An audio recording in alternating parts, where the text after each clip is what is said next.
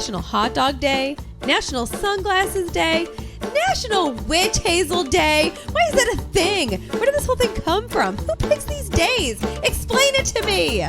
Take it easy. I've got all the answers. Welcome to By the Way Today Is.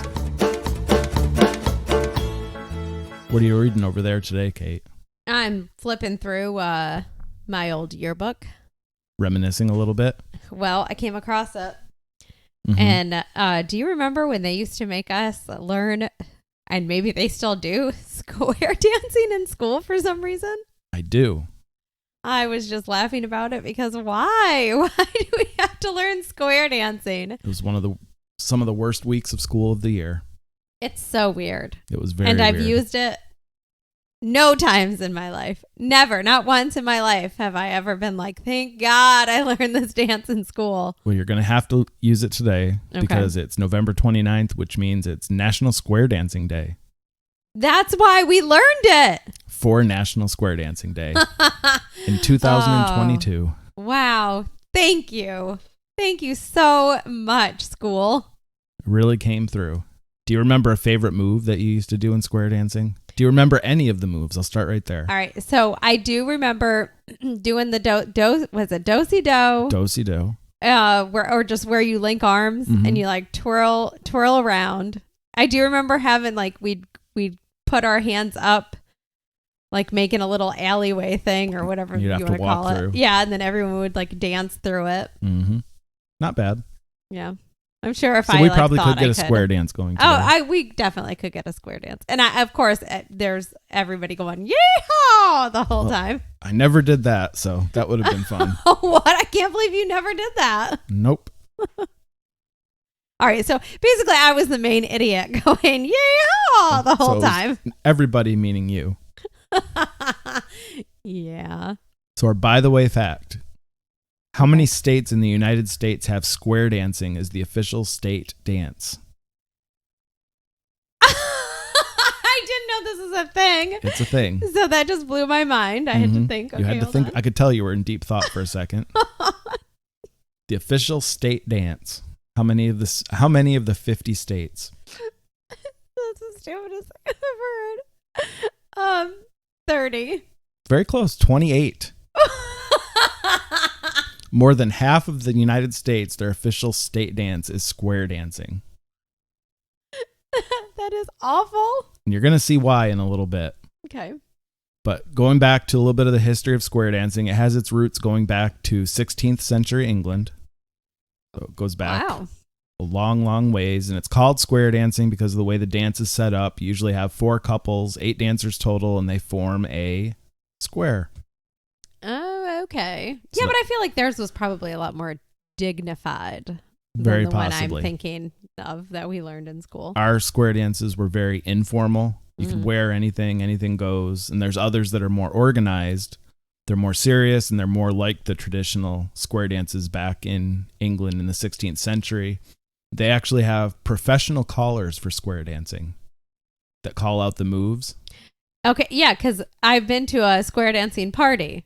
And they had a DJ there, and that's what they did. Yep. We had all these different dances. They would teach us the dance, and then they would call out the moves. Yeah, so they actually have professional people that do that. And as a side point, if you're interested in going to square dances and being a caller, you actually can take classes to learn it. And in one immersive weekend, you can learn how to be a professional square dance caller. I did not know this job existed until right this second, and now it's all I want. And now you want to do it. So we'll figure out our weekend where we'll become professional square dance callers. Thank God. So again, going back to the traditional square dances, they're always danced to live music. They always have a band, fiddles, everything else. None of the scratchy records that you'd hear in your gym class back in school. Oh, God. That would skip and get stuck on one section. Yep. Those were the days. But if you're going to a traditional one, they're going to have a live band. That's how you know you're at a good square dance. And modern Western square dances, they use traditional folk music, but now in order to reach a new group of people, they've adopted pop, Broadway, musicals, rock, techno, and hip hop that people do square dances to. Huh. Interesting, I guess. So it's not just the old guitar, fiddle, all those type of things, but they're trying to modernize it. And there's actually some interesting theories about square dancing and how it became so popular in the United States and why, as kids, they were forced to learn how to do it. So some people, they say it's as simple as just trying to make it the official dance of the United States. So they taught everybody, assuming everybody would love the dance and everyone would go, yep, let's make that the official state dance of our state. Who was this person that loved it so much that they're like, I have an idea. Everyone's going to learn this. I'll tell you a little bit about that. What did they talk in that accent? I don't think so. So there's probably a little bit of truth to what I said about trying to make it the official dance of the United States. Okay. But there's actually a dark history to square dancing. Oh, my word. Especially in the United States. So we all know who Henry Ford is. I do this every time, I feel like. The one who made the vehicle? Yes. Okay. Model T Ford. But did he force everybody while they were building his cars to square dance while they were building? Funny you say that. We'll get to that part. What? He had some problems with being a racist and being an anti-Semite. Oh, what a gem. And during his time when he was getting Ford going, it was when jazz was really becoming popular and swing dancing was becoming popular in the United States. And at the same time, he hated Jewish people with a passion, and he believed that the Jewish people and the black people were making jazz to popularize it to take over the world, and he did not want anything to do with that. Can't believe he figured out their plan. Their genius plan. They were sweeping the country with jazz and swing, and it was very popular with younger people, so he felt that the younger people were never going to basically believe like he did. Because swing dancing is fun. He actually pushed square dancing and other Anglo-Saxon dances to counteract the trend of jazz and swing. He spent some of his fortune, like literally poured money into it to help popularize it and get people to learn square dancing again. And he required anybody that worked for him to attend square dances that he put on. If he had a square dance and you were working for Ford, you had to go to it and learn these dance moves. What a freaking weirdo. Insane. But you never knew that about Henry Ford. I did not.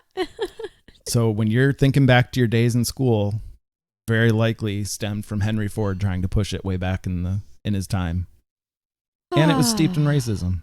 Wow. That is the weirdest counter taking over the world I've ever heard.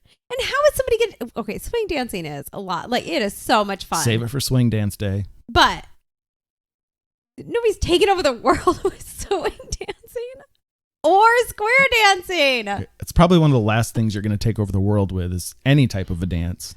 God. But yeah, he was a pretty... really funny. Pretty terrible person. So square dancing does have a little bit of a shady past. So that being said, putting all that behind us, how are we going to celebrate today? We're going to square dance. Oh, okay. Forgetting I'd love about to the see you fact, square dance. forgetting about the fact that there's all sorts of problems with it in the past. We're going to pretend those don't happen. It does have the historical past. So that's kind of what you can focus on, think about, read about. It goes all the way back, like I said, to 16th century. So you got a lot to learn from in the different eras and different dances. So we're going to find 6 other friends. We're going to get a professional caller and we're going to do-si-do and Alamand left and right all day today. It's going to be a whole shindig. It's going to be a great day, and I hope everyone else does the same thing. Has a great square dance today as well. And then next year they can hire us to be professional square dance callers. Oh my God, genius.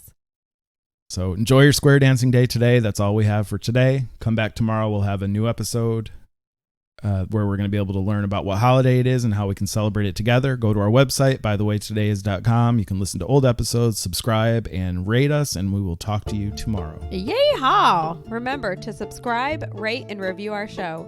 You can download new episodes daily to hear what day we are all celebrating and how we can celebrate it. And be sure to share your favorite episode with your favorite person so you guys can celebrate together.